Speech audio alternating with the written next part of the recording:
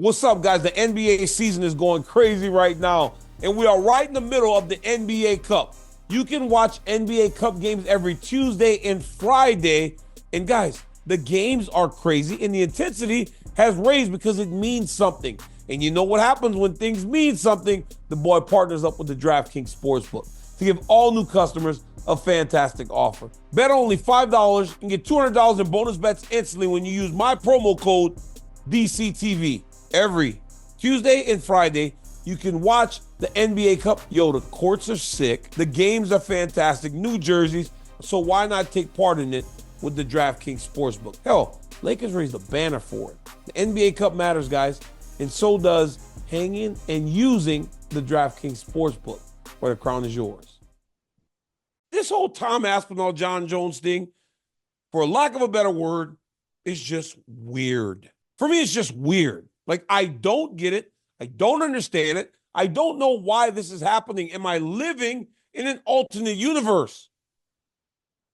We are talking about Jon Jones. So after this weekend, he defeated Stipe Miocic, as you would expect. He is the belle of the ball.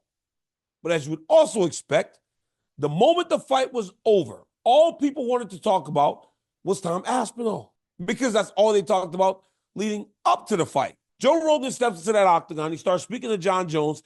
It sounded like Jones may be open to the fight. It sounded like he was warming up to the idea. I think it was the reaction from the press conference. It was the amount of people saying, Tom. Jon felt like he wanted to prove them wrong. But then when he got to the press conference, he switched it up again, saying, quote, he's annoying to me. That's my own personal opinion. He annoys me. He annoys me, Jones said about Tom Aspinall, and Aspinall saying he was afraid to face him. Jon goes, I get that you guys find it entertaining, but I find him annoying. I just don't like him. At the end of the day, if I give him the opportunity to fight me, I want to be compensated. I want to say it. I want that fuck you money, honestly. Jon Jones shooting straight. This is a different situation for Jones. Because at the end of the day, guys, I will tell you, he's not afraid. Tom Aspinall to Jon Jones is just another guy that he would fight and that he believes he can beat. That's just the truth. But what he does want is to get paid. And I think he recognizes the dangers in the fight to give him that fight. I mean, when this line opened, Jon Jones was an underdog. Jon Jones was the underdog. I don't even know if there's ever been a time in his career where someone has been favored to beat Jon Jones. And I think that concerns him. That concerns him. That, to Jones, raises some questions, right? Because for as many fights as he's had, he's always been thought to be the better guy. This guy, Tom Aspinall, is the first time that someone says there is something in him that we will open the line where Jon Jones is not the better guy out there. For a guy who's never had to answer those types of questions, it's hard for him. Hard for him. Guys, Aspinall is a great fighter. But I would not be so certain that he's just going to beat Jon Jones. Nobody's done it. Nobody's done it. And honestly, after watching him this weekend, I don't know how people wouldn't feel more like Jon would be a problem for Tom Aspinall. Just a lot of weapons that heavyweights don't see every day. While Jon was more, I'm done with him, Tom seemed very excited after sitting with Dana and Hunter. He was happy when he walked out of that room.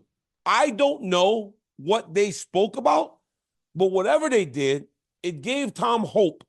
But then Jon goes to the press conference and goes, I'll give away the belt. I'll fight somebody else. Tom believes that the unknown may be too much for Jon Jones.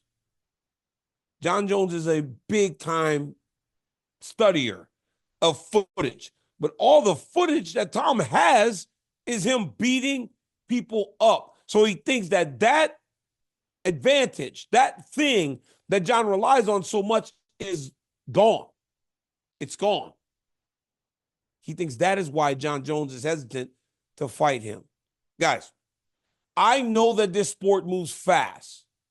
And every time we're on to the next thing. But very rarely Very rarely does a guy demolish the heavyweight greatest of all time and is immediately asked about a challenge that's even bigger.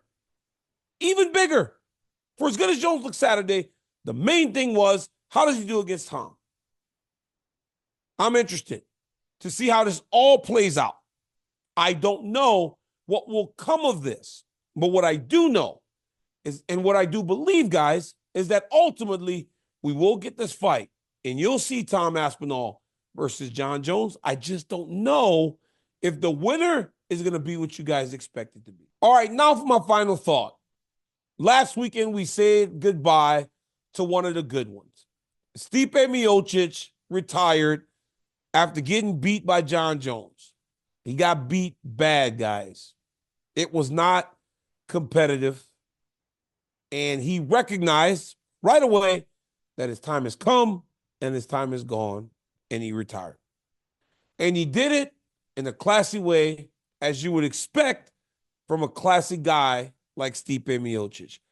He thanked everybody, from his coaches to his family, his fans, even his opponents, for helping him achieve such great things.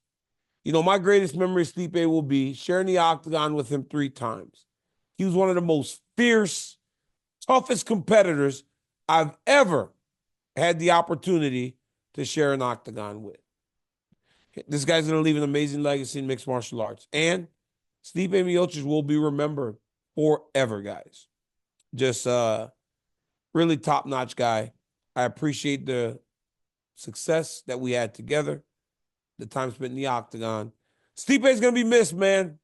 It's kind of sad that it's the end of a legacy. Guys, before I go, Michael Chandler and Charles Oliveira fought, and I said that Mike landed some rabid punches.